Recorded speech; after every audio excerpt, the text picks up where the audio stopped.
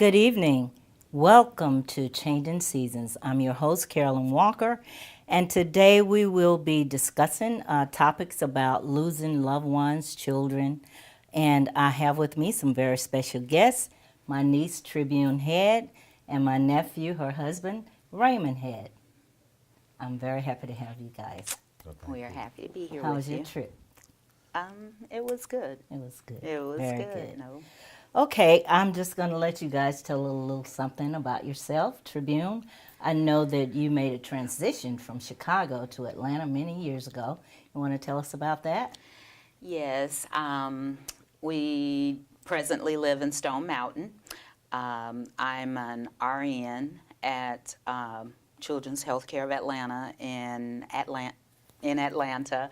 I've been there 35 years. Oh, really? Yeah. It's been So- 30 years? Yeah, Wow. it has been. That's amazing. And I work with cancer children. Okay, very good. Very I good. really enjoy it. So tell me something about your childhood, your schools, and your life in Chicago, yes. Oh gosh, I love down here You do? better than I Chicago. bet the weather. The weather, and Yeah. that was one of the reasons that I moved. I came to Atlanta originally when my grandfather passed, your father, and I liked the city so much, and the weather was just perfect, and I was like, I'm not gonna be in Chicago very long. So when I went back after my grandfather's funeral, I decided I'm moving to Atlanta. My main family is still there. Okay. My mom and I have 3 other sisters and a brother there. And your mom is my sister, right? Yes, Yes. my mom is one of your older sisters. Yes, she is. Yeah. And growing up, was great, but it was time for a change. I enjoy where I am right now. Wonderful. Now, how did you get into nursing? What made you become interested? I was in 9th grade, and I had a teacher. Her name was Patricia Rogers. Okay. And we took a health occupations class. At that time, I went to a vocational high school, Westinghouse Vocational High School. And Miss Rogers was a RN herself. And over the summer is when she would mostly practice nursing. And during the time when school was in, she would teach a health occupations class. And I wanted to be like her. Okay. And she got me interested in it, and that is exactly what I did after that. Oh, I that's went on to amazing. college right after and got my bachelor's at Bradley. Okay. And What is your title, your nursing title? I'm a registered nurse with the Okay. bachelor's. Okay, very good, very. And I'm sure Yeah. you enjoy it because you've stayed in that field for many years. Right, and I work with oncology patients, Okay. children, children that have cancer, and also hematology patients that have other blood disorders also. Okay, very good.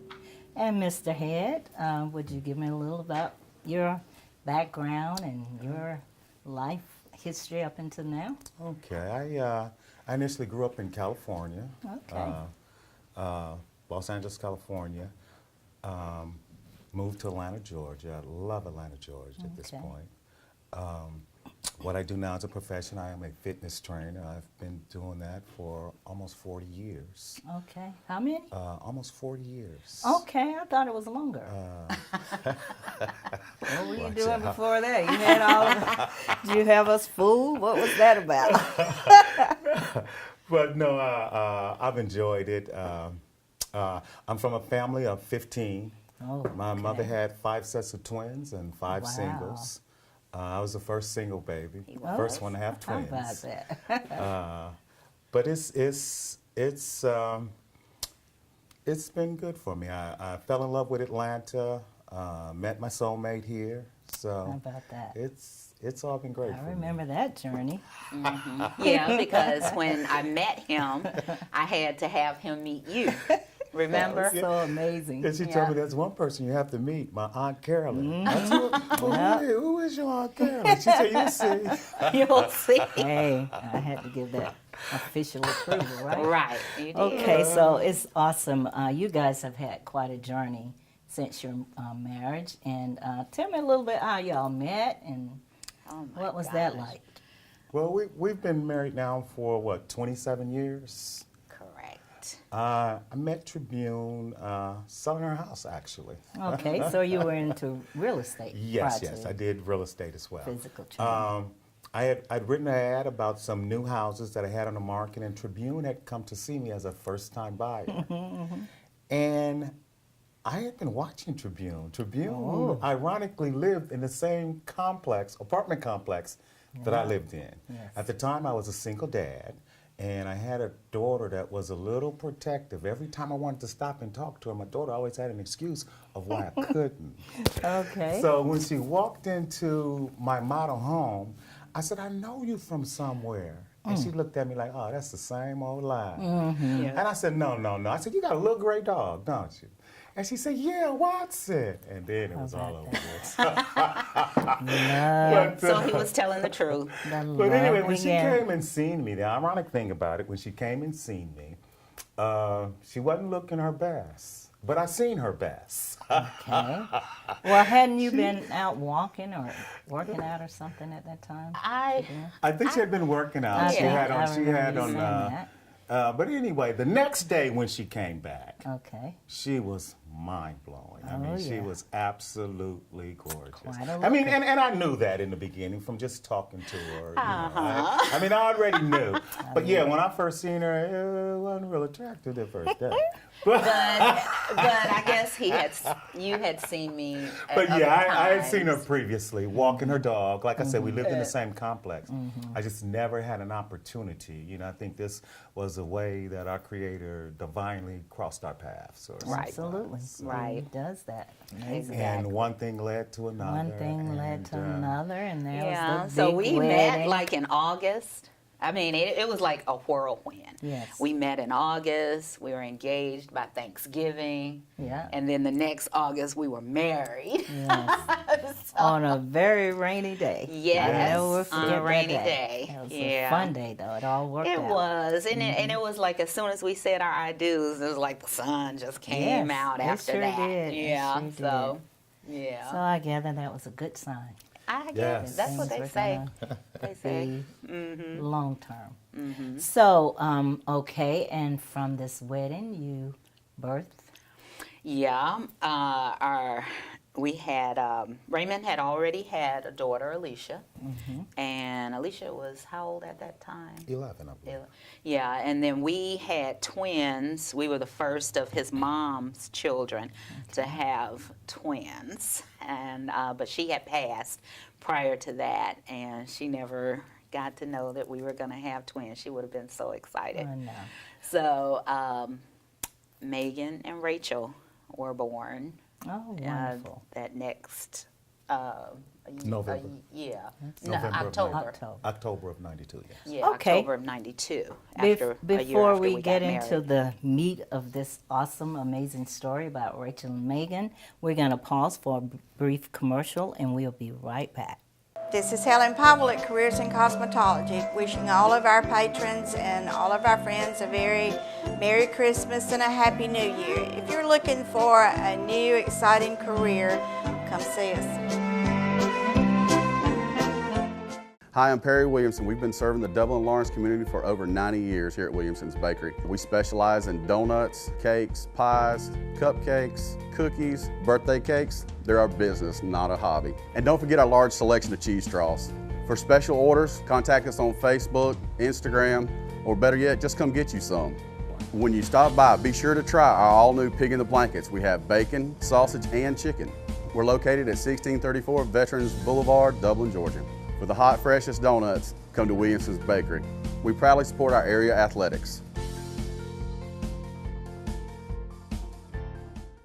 Okay, welcome back to Changing Seasons. I'm your host, Carolyn Walker, And these are my guests, Mr. and Mrs. Raymond Head, Tribune Head, and Raymond Head. So we were talking about, just getting to know them and a little about their background, how they met and all, and they have an amazing story to share. So we're going to continue talking about that, and so go ahead and let's talk about the girls. You conceived the twins that were the first set of twins, which you had 5 sets of twins in your family, right?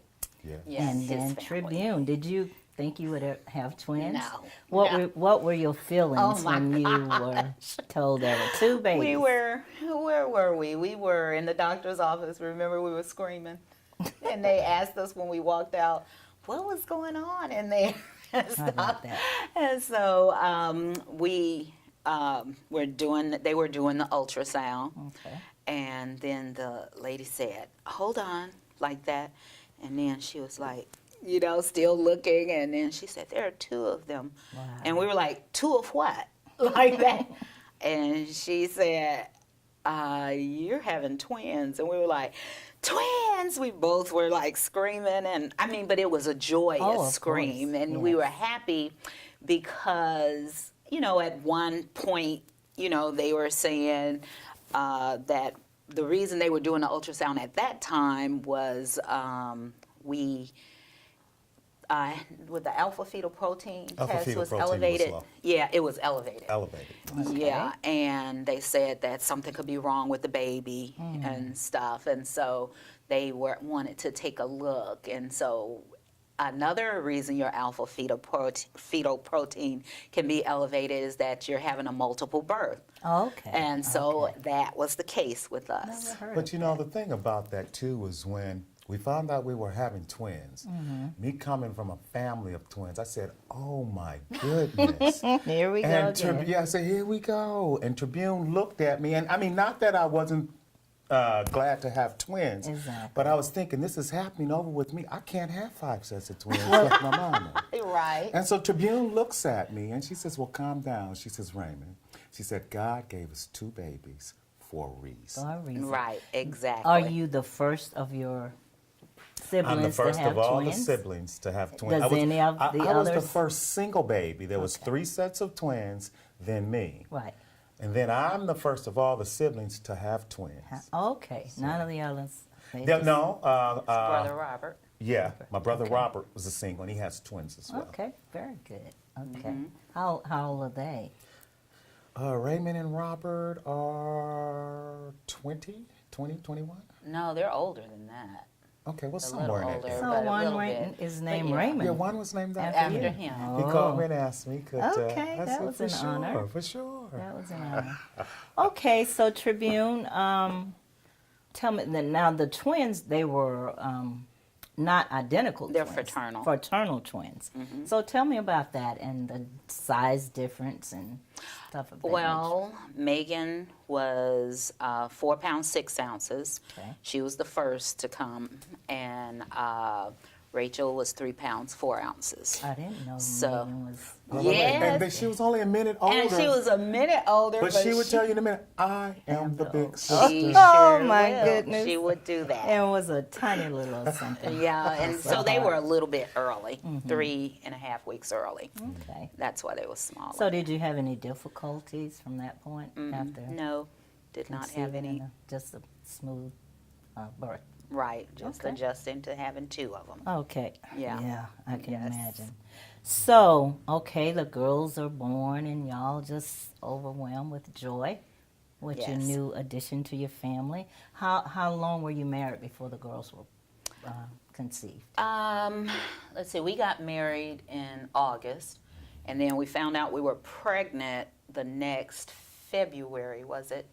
Yeah, Okay. the next February. So, okay, they're born and everything's going well. Then you noticed something about Megan.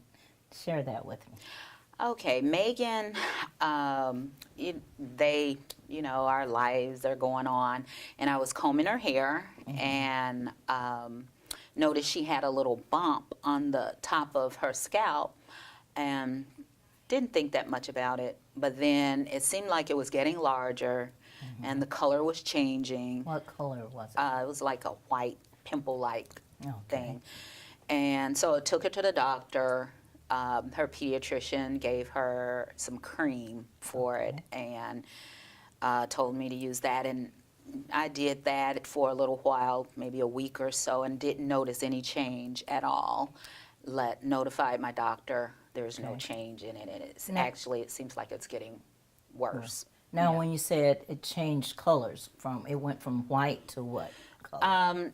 It basically was just, I wouldn't say exactly changing colors, but it seemed like it filled up more white. Okay. You know, I guess that's what Was you it would say. soft or hard? It was tissue soft. or- It was soft. Soft. So then my doctor wanted to do a skin biopsy. Okay. And Did so it they appear did that that. something was in it? Was it a lump like? Yes. Okay. And it appeared that something was in it? Right. Did you ever try to puncture Nope, it? Or I did okay. not. I was was that not the going to. nursing instinct that No, prevented that? it didn't look like just a pimple. Okay. So I wasn't going to try lancing it or anything, you know, and if it was an infection, you know, I wanted it to be taken care of, you know, with some Exactly. antibiotics or something. Exactly. But the doctor said, well, this antibiotic cream should have done this, and it didn't. So she wanted to do a punch biopsy, and she did that. Okay. And they came back? And it came back. My doctor called me and wanted us to come in. She had the results, and she didn't want to tell me on the telephone Absolutely. at the time. And I let Raymond know that it was that she had called. And we sat down in the office, and she said that it was cancerous lesion. She said that it was a malignancy. And so Okay. when I was listening to that word, and I was like, know. you know, and me being a pediatric oncology nurse, because I had already been a nurse 11 years. for 11 years by that Wow. time already. Yeah. And how old was Megan at this She was 7 months old. 7 months old? Yeah. Okay, so you guys heard the news. What were your feelings of? The feelings were, you know, while the doctor was talking, of course, you know, I heard nothing Yeah, she you was weren't saying. out, yeah. And I was like, malignancy, cancerous, and all of these things going on in your head, and the doctor is sitting there doing this, Yeah, talking. yeah. Because you and- work with these Right. kids and you knew what Right. the And procedure was. And Raymond and I had already, you know, we had talked about that at one time. And when we had first got married, and Raymond said he didn't know whether he had already had Alicia, and he didn't know if he wanted another child. Okay. Well, how And- did you feel about that? And Did you want because, children? yes, I did, because I didn't have any children. And so then we came to an agreement. And the reason he said he didn't want any, he said, what if one of our kids have cancer? Are you serious? That's exactly what he said. Oh, wow. Did you And have I a premonition or something, Raymond? No, it's just that when I met her, I talked to her on the phone for about 2 hours or so, you know, and I told her all about I had a daughter, I was a single dad. And at the end of the conversation, she said, well, you have to meet my children. And I'm thinking in my mind, I done talked to this woman for 2 hours, 2.5 hours. She ain't told me she got no, I mean, not that it mattered that she had kids, but she joking hadn't with mentioned you. it to me. Right, right, And I right. thought we was open and honest, but she was talking about That's her kids at the hospital. Okay. And when I first went up there, they talked about me so bad. I was about 250 pounds, a big buff dude at the time. Yeah, you were. And I went up there, and I did not have an idea that there were so many sick kids in the world. I just broke down. It just, Overwhelmed you. and they talked about me so bad. They said, look at that big old muscle-bound dude. He just Crying like crying. a He's a two-year-old. big babe. And I mean, all of them became my friends. Absolutely. You know, Absolutely. I had good relationships with all of them. But I mean, I never knew that there were so many sick kids. Yeah. And when we start talking in regards to having more children, I was just saying, well, you know. You said, what if one of our And then kids it have crossed my cancer? mind, you know. Yeah. I mean, it was just something to throw. I said, what if one of our kids was to have cancer or something? Wow. So, okay, Megan has cancer. What were your feelings when you My feeling learned that, Raymond? initially, at first, it was difficult for me because Absolutely. I mean, I felt like I was daddy, but I couldn't fix this for her. Yes. You know, so it took a lot of. It was just one of those situations. I felt helpless but not hopeless. And then I can remember when Megan first started chemotherapy and all her hair came out. She Yes. grabbed some and it was just a hand, and I looked at the look on her face. Yeah. Yeah. And I went home and I shaved all my hair off. Oh, what an honor. My God. And he's been bald ever since. And I came back. Yeah. I came back, and Megan just she laughed at me so hard. I mean, Yeah, it was she just loved like, to you know, laugh. but it was good because she was more accepting of her problem or her situation and me of mine. That's awesome. I realized that there was something that I could do too, you know. Yes. And I've been bald ever since. Megan grew her hair back, and I said, well, I'm growing mine back. He said, no, Daddy, we like you bald. Okay. So okay. I've been bald ever since that point. Okay, now, Rachel, how did she fit into all of this? Of course, they were young. They were Right. babies. They were babies, and well, Megan, being the age that she was when she was diagnosed at 7 months, she was considered high risk, and the doctor Bell, she was her oncologist, Okay. and she said, well, the best thing is to proceed with a bone marrow transplant, and so we had to find a match. And so, of course, everybody's tested. And at that time, the parents, you know, me and Raymond, we were not considered, you know, the best match for her. Okay. And so they wanted, you know, us to try her sibling, and we did. And her and Rachel, Megan and Rachel, they were like the perfect match. How about They that? were like, it was a match made in heaven.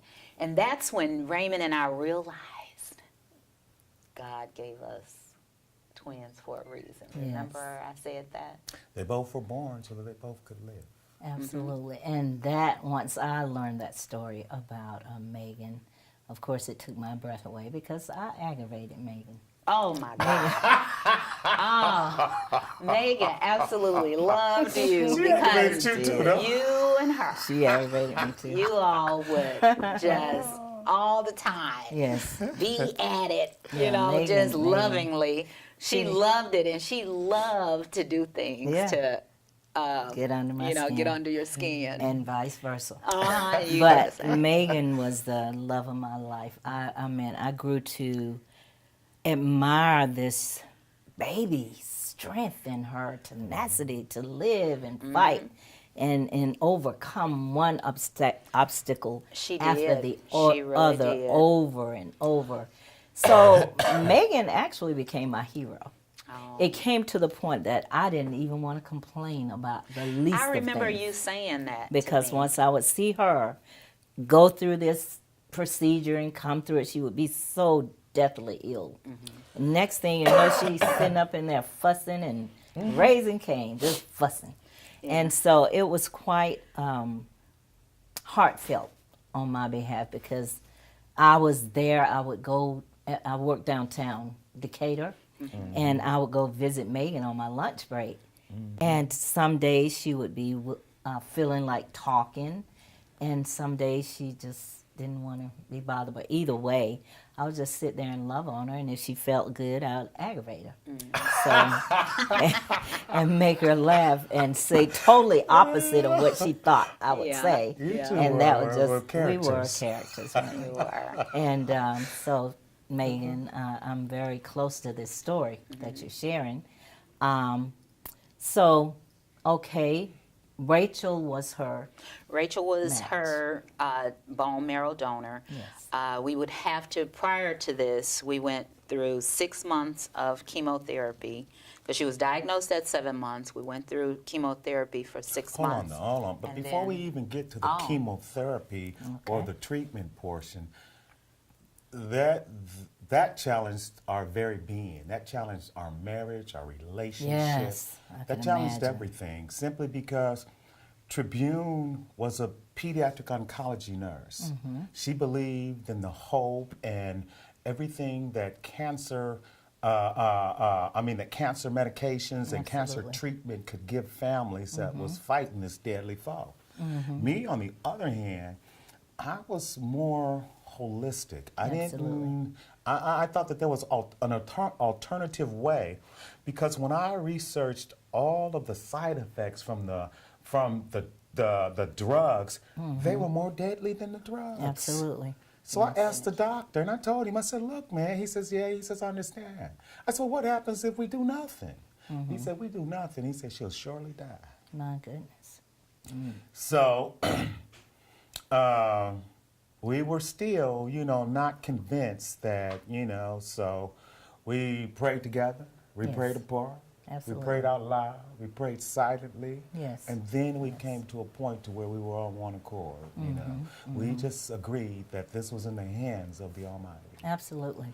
And Yes, absolutely. whatever was meant to be, Will be. would be.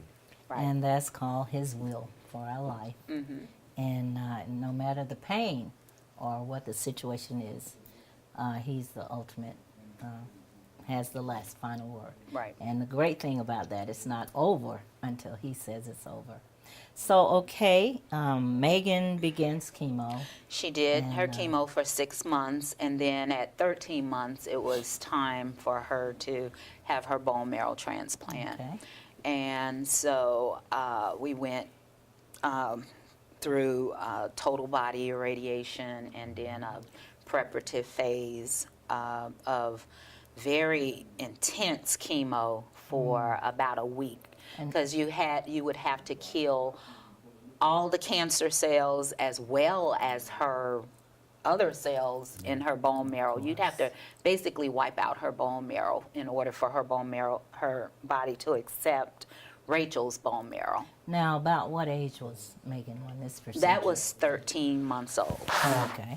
And we were in the hospital for that transplant for 30 days at that time. But not only that, at the time that Megan when Megan was going through the preparatory stage for her bone marrow transplant, I had a 5-artery bypass. Oh, yes. Oh, wow. I had a heart attack. Okay, before we get into the meat of that wonderful story, we're going to take another commercial break and we will return. Don't touch that dial.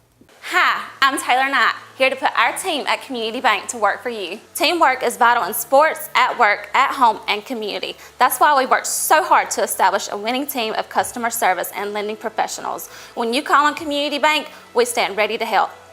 There are other banks, but there's only one Community Bank. So come see us and let us put our team to work for you. Community Bank of Dublin, Lawrence County. Common sense banking never goes out of style.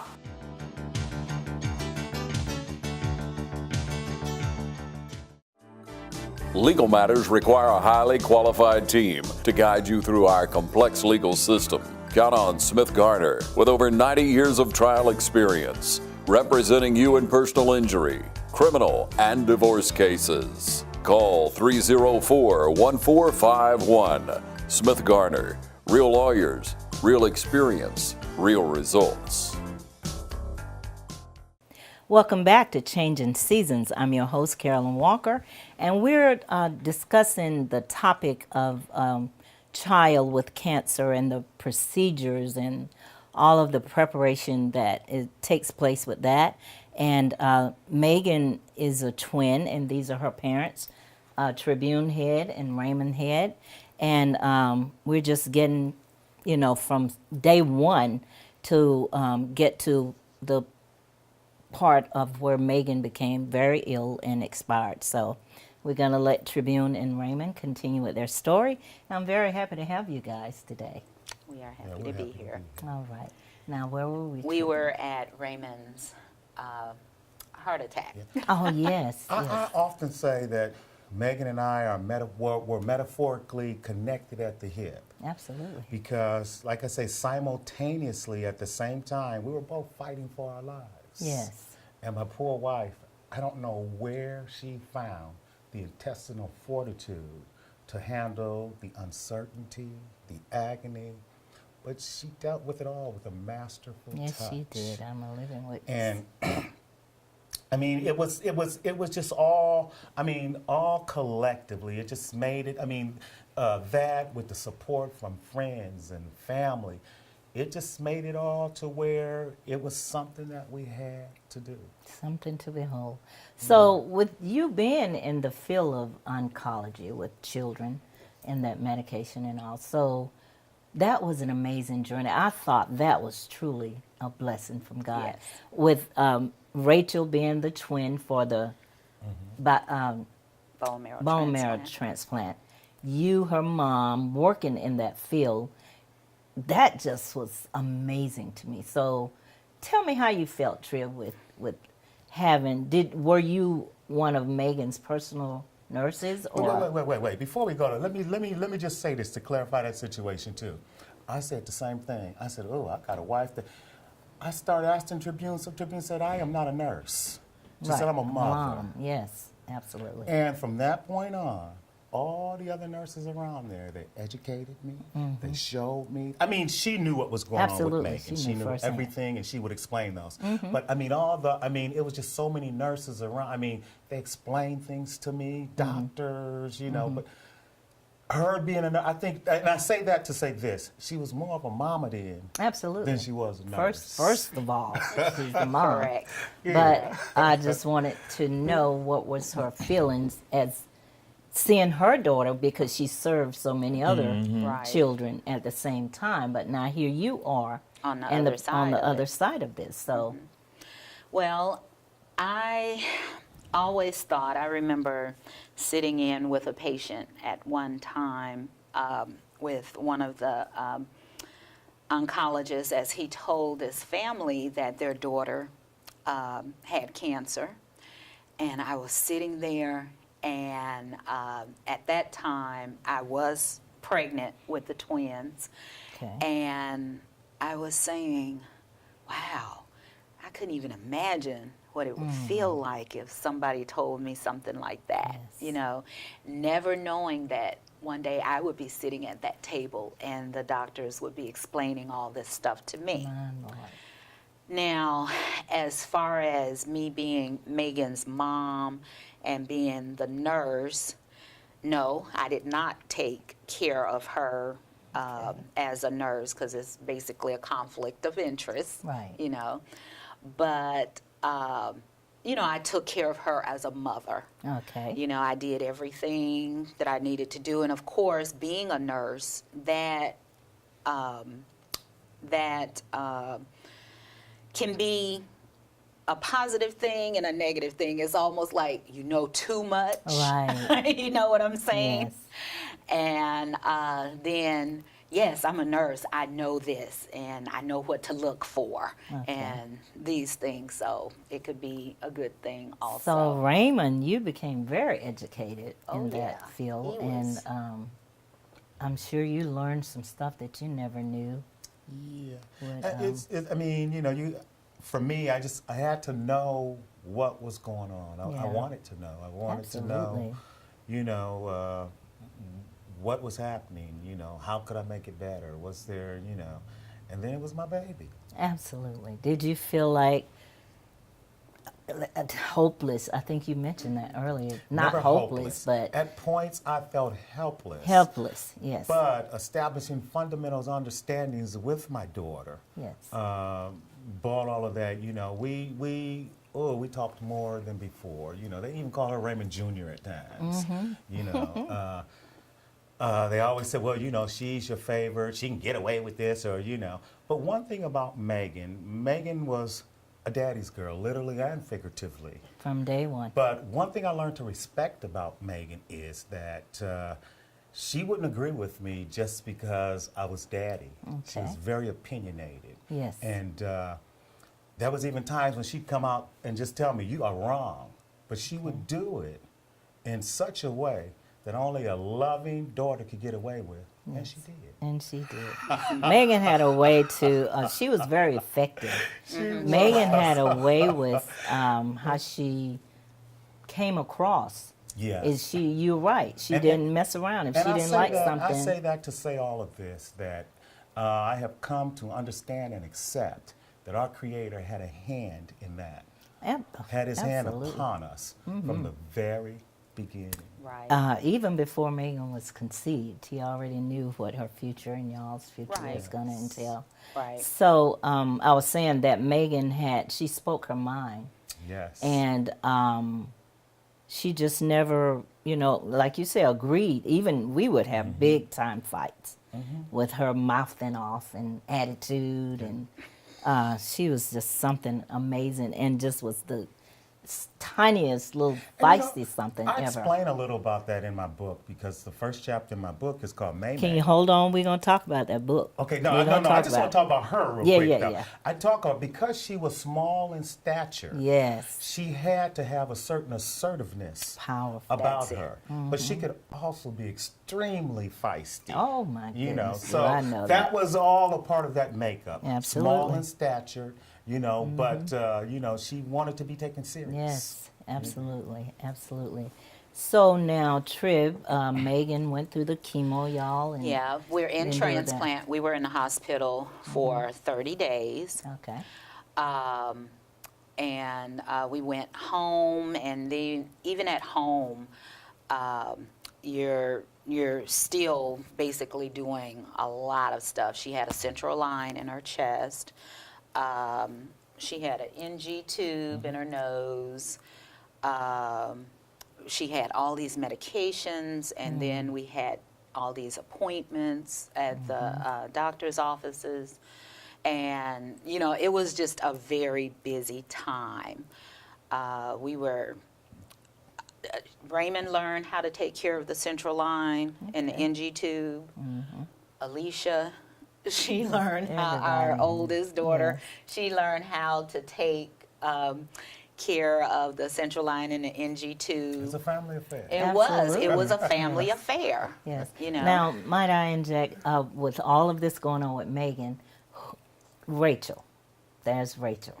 Did Rachel have questions as to why y'all were gone so much, or did her personality change? Like, Megan's getting all this attention, or how did? No, what happened was Rachel got attention. She got some different attention. Absolutely. A lot of the nurses, a lot of her friends, they took care of her a lot, and so she got a lot of one-on-one time herself with them.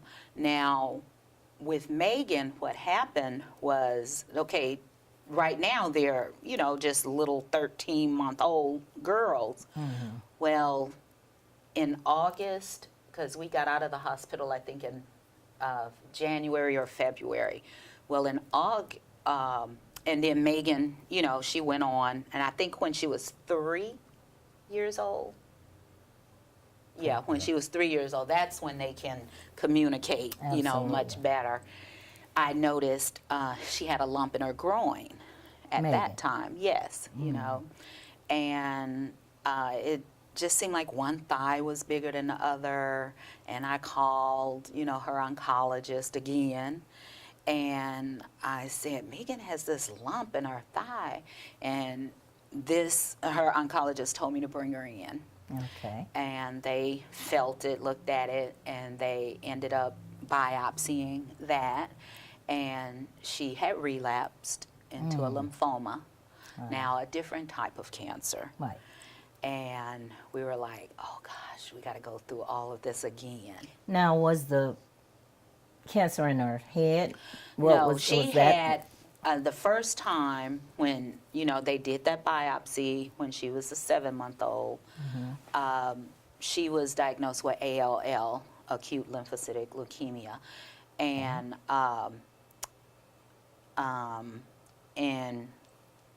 the second time was lymphoma.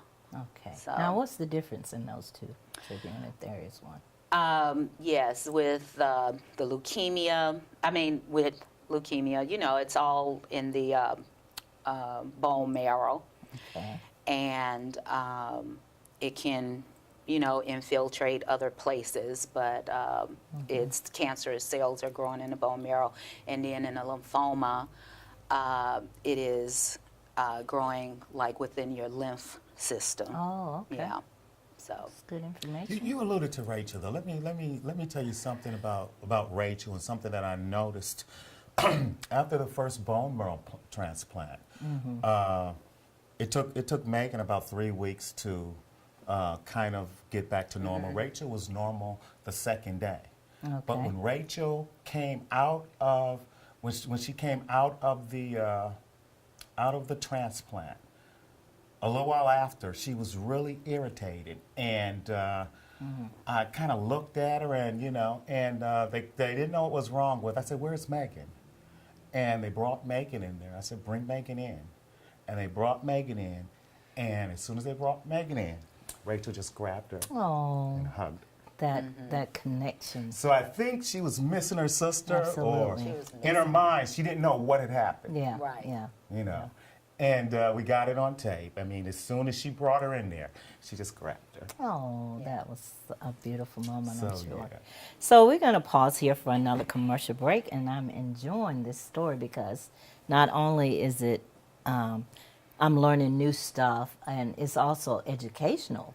Tribune is defining the terminology and of the differences in the cancers that Megan had, but that's not nearly half of the story, is it?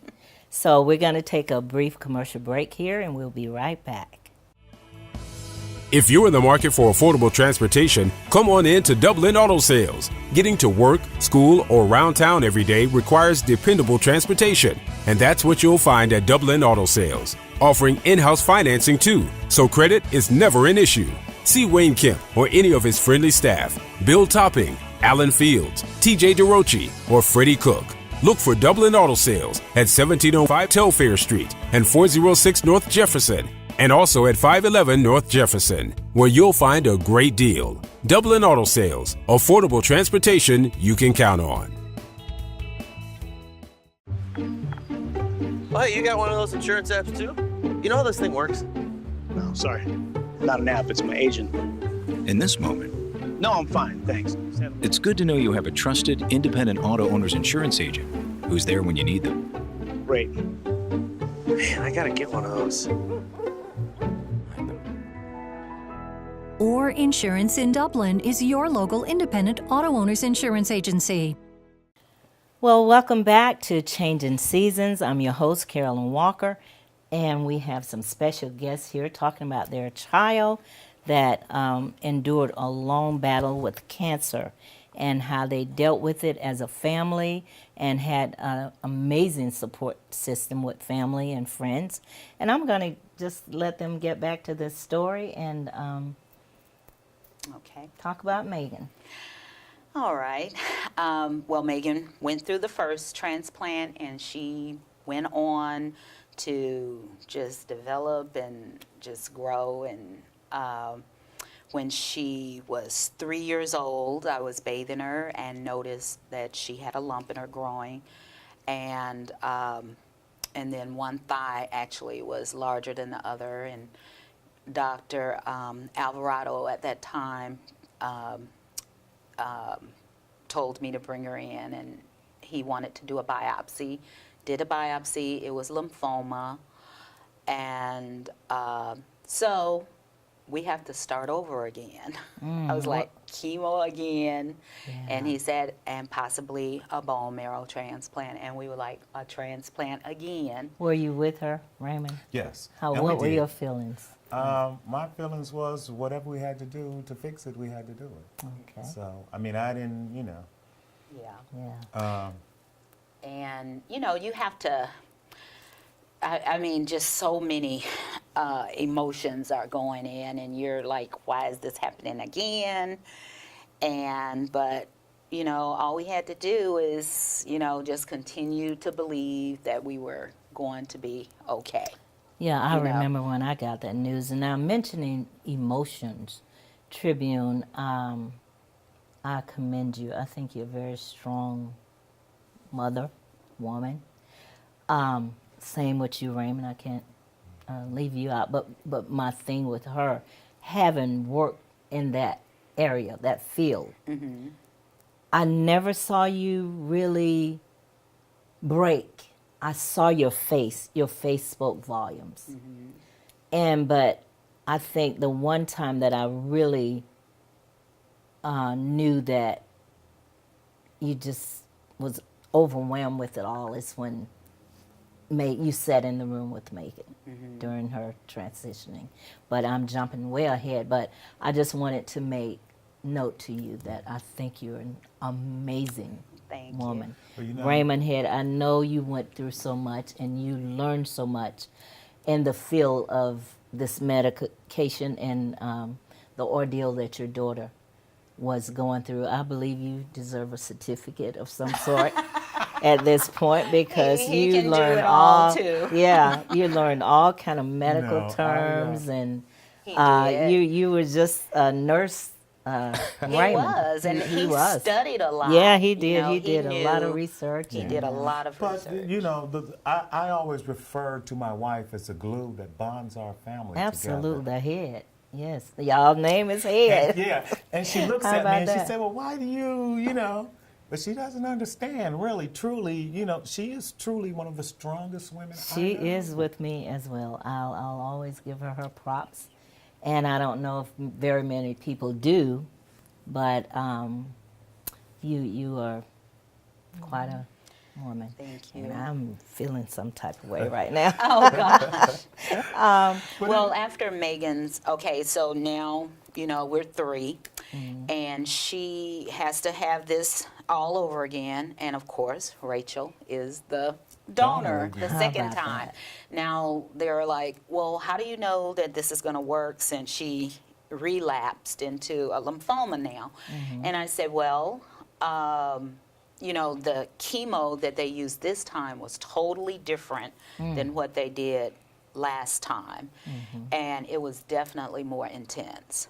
Megan got so sick, she ended up in the intensive care unit a couple of times because of her breathing, because you get, so the chemotherapy, it kills both the cancer cells and it kills also the normal cells in the good, body. the bad, everything. Yeah, and so her normal cells that were dying also. So she had severe mouth sores that went all the way through her gut. So she was constantly having all of this mucus and so it was building up and it caused her to have breathing problems. So she ended up in the ICU several times related to that. And this time, our hospital stay was doubled. We were there 60 days this time. Oh my gosh. Yeah. Just practically made You that basically your home. live there. Yeah. And Rachel at that time is, you know, this time with Rachel, now that she's 3, I notice she's, you know, her little personality has come in and everything. And so she's different now. You know, she misses mommy, she misses Yes. daddy. Yes. You know, why are we giving all this attention to Megan? And, you know, Did she act out or? well, not really. She stopped eating. Oh. You know, you remember Rachel got really, really skinny, and she, you know, just stopped eating, and she was different. She wasn't Yeah. a bad child or anything like that, but you could tell she just felt knew something alone. was going on. Yeah, she knew something was happening. Yeah, with Yeah. her sister. With her sister. So, okay, there were several other things that Megan endured or went through. And so Megan went on after this transplant. She did wonderful. Yes, she did. For 17 years, didn't she? Yep. She went through, I mean, developed as any other, you know, child would. She played basketball, even though she was only that little, but she was could bad. dribble. She was fierce. That girl was fierce. so good. She her and her could. dad would be in the driveway, you know, playing basketball, and she loved it. Yes. So she played basketball. Swim like a fish. She swam like a fish. What was her favorite mammal?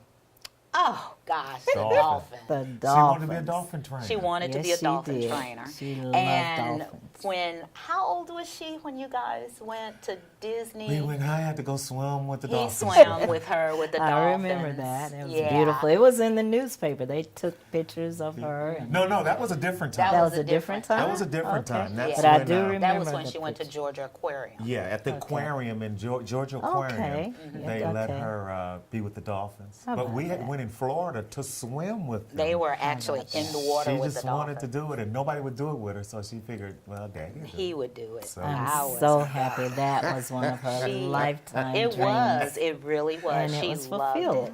it. She really did. And So they're 17. so she did good. up she till- remember. I think you remember God. seeing her. I remember we were in Stone Mountain Park. She had Graduation gotten, yes, party. I almost and she peed on was myself. driving the Oh car. my God. Remember, she was driving a car, and you laughed so hard. You had Because never you seen- couldn't she see her. She You couldn't driving. see this much of She her can't head. even. She driving like this. That was she had her permit. hilarious. And I she let her drive I'm to the- picking at her, to and the she's park. trying to laugh and say, and she ain't even paying attention.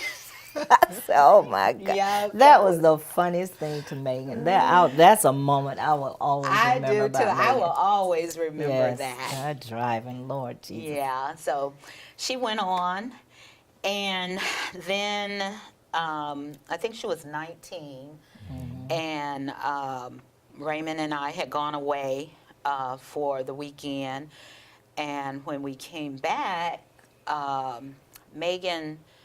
Raymond had called me at work and said, she seems like she's breathing a little bit fast. And I was like, oh, okay.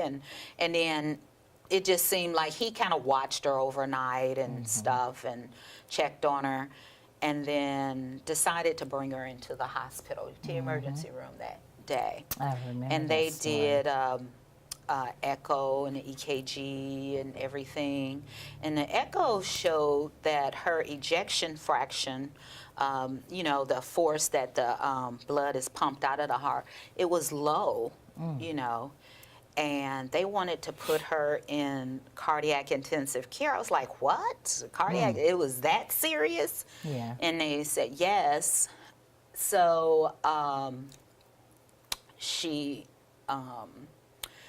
went into okay? then I'm okay. She went into intensive care, and it just seemed like as the days progressed, the cardiac function just continued to decline. Now, with chemotherapy that she's had years and years ago, they can possibly have late effects. And every child does not react the same. Some go on and live their lives, forever. And then some, don't make it at all. And then some, a short while, and so on and so forth. But anyway, they could possibly have cardiac effects. Okay. And some of the drugs that she got, that was one of the side effects. And so her heart was affected. They told us that if it continues to decline like that, she could possibly have to have a heart transplant. Wow. We're going to pause here, Trib, and take a brief commercial break, and we will return shortly. For over 21 years, JT Hanna has provided Dublin and Middle Georgia with quality promotional products and superior service you can count on. JT Hanna specializes in screen printing, embroidery, and laser engraving. We also provide customers with original artwork and logos through our talented in-house design. Our website makes designing and ordering t-shirts easy. You can design, choose from an uploaded template, or upload your own custom logo to easily create a lasting impression. Customers can also create purchase sites to make selling shirts for fundraisers or events easy and stress-free. Whether you need need promotional items for your company or next event, JT Hanna can help. We take pride in delivering the highest quality products, and we take pride in serving you. Try us. I think you'll like us. Contact us today at 478-274-1267 or visit us on the web at jthanna.com. Welcome back to Changing Seasons. I'm your host, Carolyn Walker, and I have special guests here, Raymond and Tribune Head, and they are sharing a wonderful, touching story about the life that Megan lived, and it's a beautiful story. So we were at the part where Megan now has been diagnosed with heart failure. Yes. So from cardiac intensive care, she went to the cardiac step-down unit. And what they noticed is that she ended up having a clot that caused her to have a stroke. Oh, wow. And so with the stroke, you know, she had weakness and neurological changes at that time. And she just would have to, like any stroke victim, she would have to go through rehabilitation. And we ended up doing that at Scottish Rite. Okay, Dad, so you see your baby going through all of these different things with her body, and what were you thinking at that point? I don't know too much what I was thinking, but I mean, I guess I kind of looked at it like this, you know. I mean, if these were things that we had to go through, then we would find a way to deal with them. Mm-hmm. I mean, even after the stroke, we went through a heart transplant. Now, may I ask, how old was Megan at this time? She's 21. At the well, no, she was 20?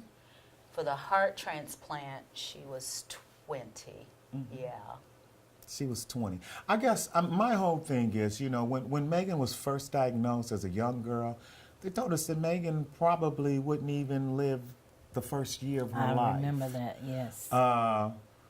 You know, I prayed, I meditated, you know, and I asked our Creator to give me time with my child, mm-hmm. and it was so. And He entrusted you with that. Megan lived to be 21 years old, even after having, you know, her heart transplant or whatnot. But through all of it, my thing was just to help her through, mm-hmm. to help her understand and give her a basic understanding that, you know, in this fallen world, things happen, and that certain things weren't promised to us. And was she able to speak? Yes, she spoke. Megan, yes, she was able to speak. We were able to understand. I mean, we communicated, and you know. I know Megan called me. It was excuse me. She called me. She was so upset with a nurse. She was always upset with the nurse. She said this particular nurse was trying her, and I'm trying her. I said, Megan, why are you so? She said she just ain't. She trying to be harsh toward her and don't think she don't know what she doing. Well, and I think it was a concept. So, Eggleston was a children's hospital. Absolutely. Megan had gotten to the point after she was 18 years old. She wouldn't be treated like no kid. Right, absolutely. And she would let them know, look, even though I'm at Eggleston's Children's Hospital, I'm grown. I'm grown now, you so know. I got a voice. So, yeah, it was that kind of concept. Yes, but all in so all, funny. I mean, it was an amazing place, and I think she knew that. Oh, yeah. You know. Now, you and Megan had conversations about her illness and everything with the heart. I remember we were all in her room, and she was sitting on the bed. We were sitting on her bed, and she was crying. And at first, Megan didn't want a heart transplant. Megan said, "What if I get a heart from somebody like Cruella DeVille?" She said, and I might be evil like that. You know, she was the one on the 101 Dalmatians. Oh, the evil woman with the okay. dog. She said, her point was, what if I get somebody's heart that wasn't right? Exactly. I said, no, Megan, it doesn't work like that. Because Megan said, I don't want nobody's heart. How about that? She did. And I had explained to her that it didn't work like that. You don't get a heart and you take on that person's characteristics. Yeah. You know? So after understanding that, her concept kind of changed a little bit. It did. You know? So, okay, we're going to go on to the part where she just was tired. So Let's put it she, that way. go ahead. Oh, well, Megan, she got to the point, she had told me one day, I remember I'd come to visit her, and she said, Daddy, she said, I'm tired. She said, I don't want you to be sad or to cry or, you know, I said, wait. I said, what? And she said, I'm just, you know, she says, I'm tired. She says, and I might not be here longer. Oh. So we talked about it, we cried about it, and we came to the understanding that, well, this is not our final destiny. Right. So it's all right. We're all gonna go. Yes, absolutely. And at that time, to end that conversation, she was in the hospital. I just held her in my arms, and we laid together in her hospital bed. So that was an amazing changing season for you guys. So I want to talk about now how have you transitioned, especially with birthdays coming up, holidays, or any significant time of the day or year, especially I know birthdays. How did you react waking up the next morning after you had Megan was cremated?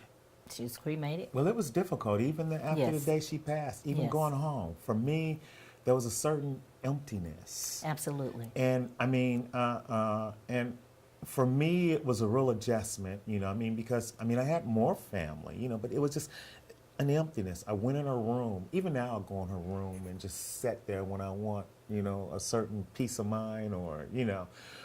But at first, you know, and for all, it's a gradual process because your feelings change. Yes. There was a time when I couldn't talk about it. Yes. Without crying. You know, then there was a time you get to a point where you can talk about it and cry a little bit. Then you get to a point where, you know, so it's just a constant change. But I mean, I guess you come to the realization that they're with you. I'm leaving to Africa. I'm taking Megan with me. Yes. I'm spreading some of her ashes in Ethiopia when I go. How about that? I mean, that was on our bucket list. Yes. I spreaded some in Africa, Niagara Falls. She didn't get to physically go with And us. she's But we decided that we were going to continue her journey. okay. So that's we awesome. took her there. When we got to Niagara Falls, we got to the mouth of the falls. It was like it said, this is it. Yes.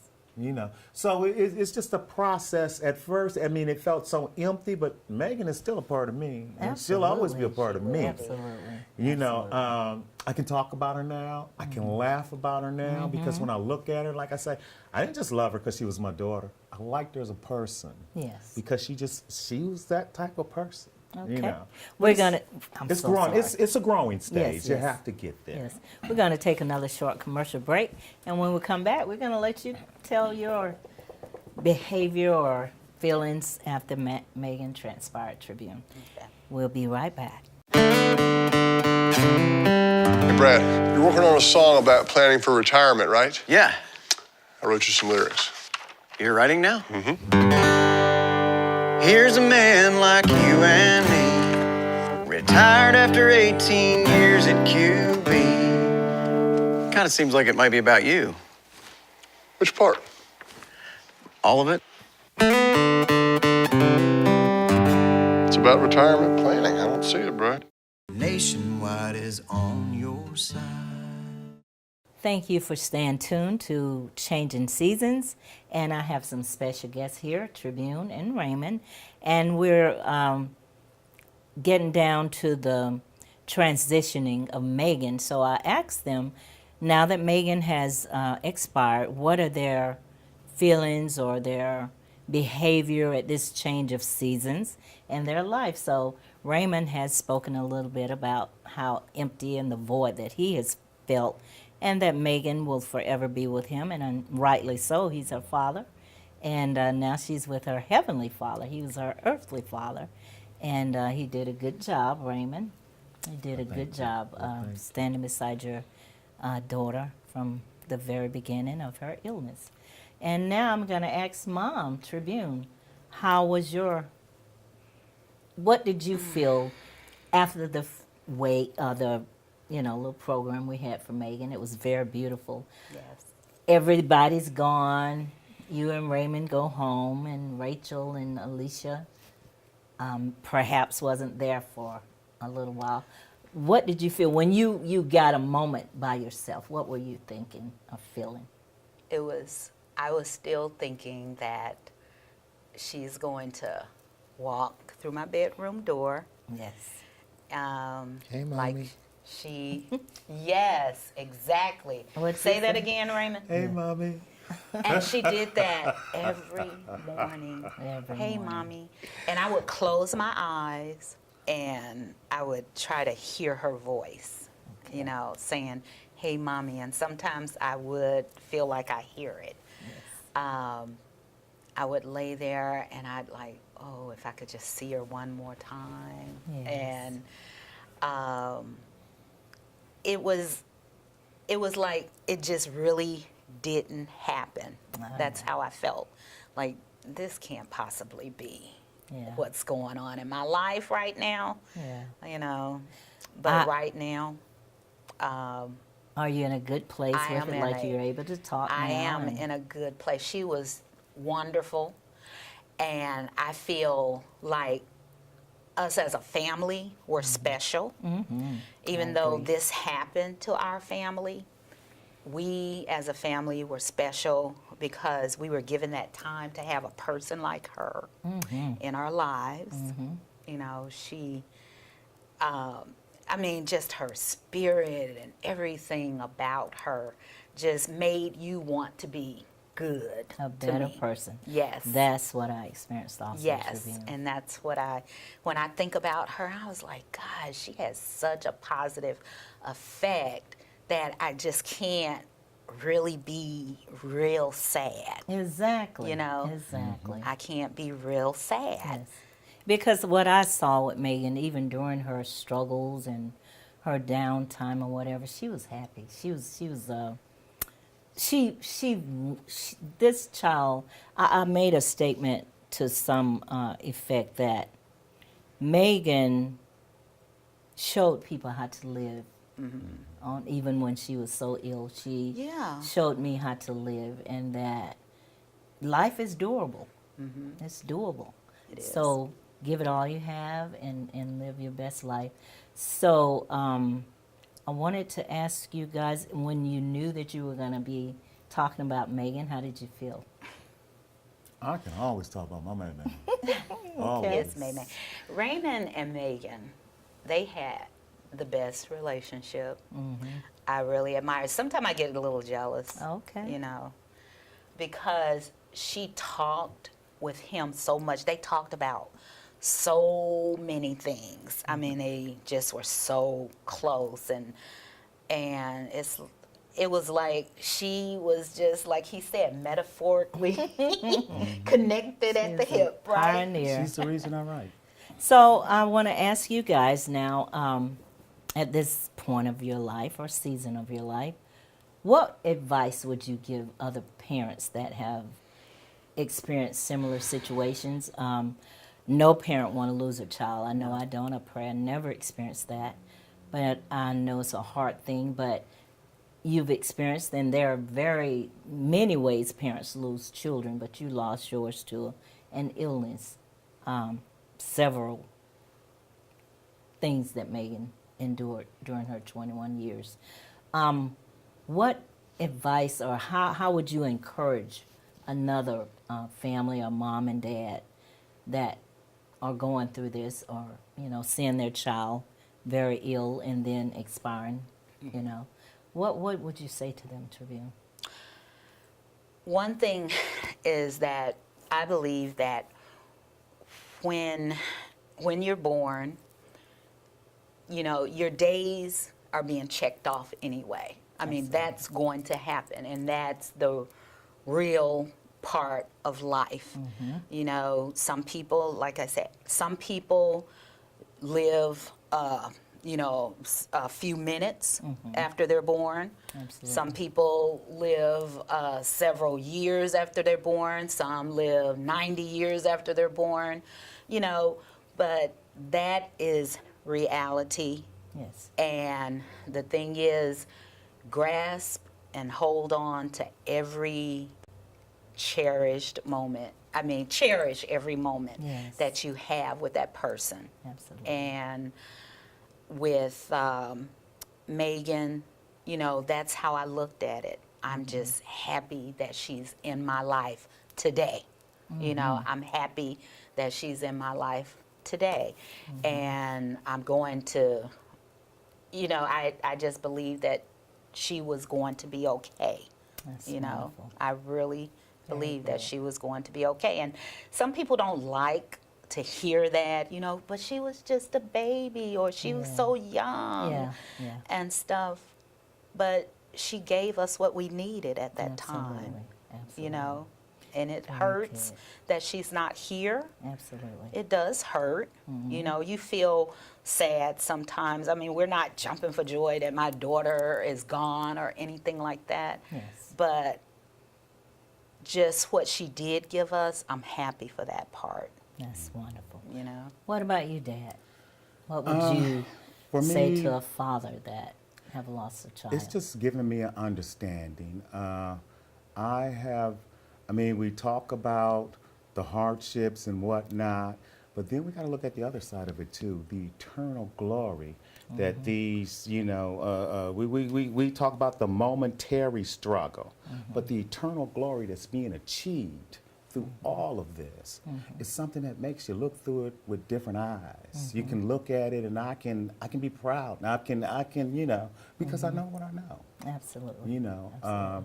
it hurts, and you never lose it. You know, I mean, you know, your baby's gone, your child is gone, you know, but there's always a special place there. They're always Absolutely. with you too. Absolutely. You know, so Absolutely. just keep in mind, you know, even though we go through, you know, the troubles and whatnot, it's the eternal glory that's being achieved by these things. So when you come to understand and you know what's what, you know. I appreciate you guys coming to be with me in, on Changing Seasons.